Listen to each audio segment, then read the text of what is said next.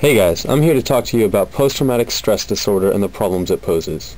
Post-traumatic stress disorder, or PTSD, is an anxiety disorder that arises as a psychological response to some traumatic experience in the victim's life, usually physical harm or the threat of physical harm. Car crashes, abuse, and the deaths of loved ones are all frequent causes of PTSD, although the absolute largest cause of PTSD is combat duty by soldiers. Currently, there are increasing amounts of soldiers returning from the war in Iraq who present with symptoms of PTSD.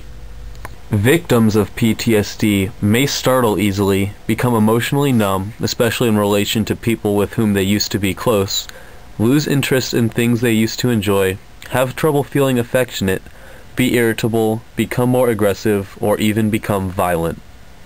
PTSD is an extremely serious condition because there is no absolute cure for it.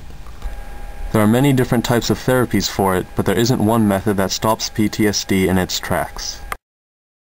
Instead, all therapy can hope to accomplish is to lessen the symptoms of PTSD until the victim no longer feels strongly affected by it. Now, the reason I'm so concerned with post-traumatic stress disorder is because, as a future member of the United States Armed Forces, PTSD poses a serious threat to me. The amount of soldiers returning from combat who later present with symptoms of PTSD is at an all-time high since the Vietnam War. Early in the war, only 1 in 8 soldiers returning from the war developed symptoms of PTSD. This number has skyrocketed to roughly 20% of combat veterans developing PTSD, the majority of which develop symptoms within the first 3 to 6 months after returning from duty.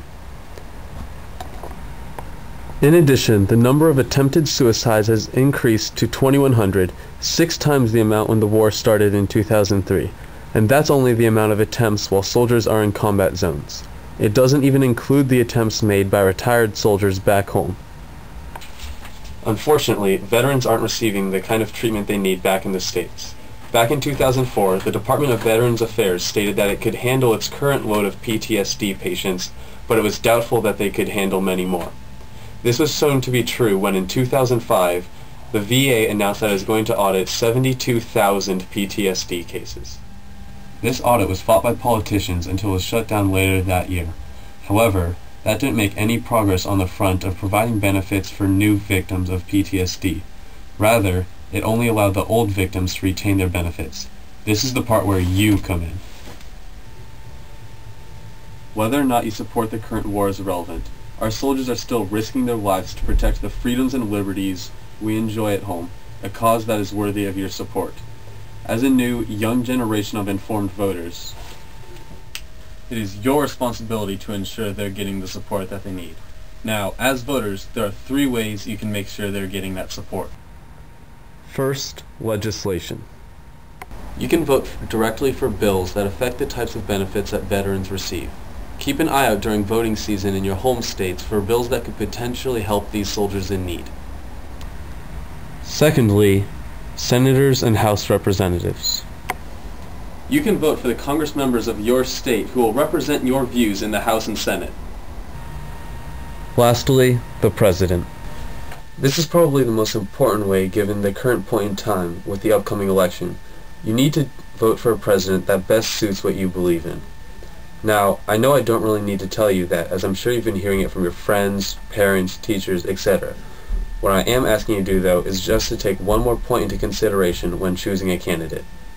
In addition to abortion rights, gay rights, and border control, try stopping for a minute to take a look at whether or not they support our veterans.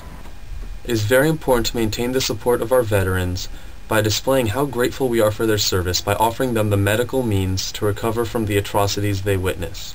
It is up to us as Americans to vote for policies that will expedite the recovery process of our armed forces. Without the support of the people back home, overall morale will fade, and the onset of disorders like PTSD will occur even more frequently. Back at home, we must do everything in our power to keep the morale of our troops high so that they don't fall into depression. So what do I want from you? I'm not asking for everyone to begin lobbying for veterans' rights.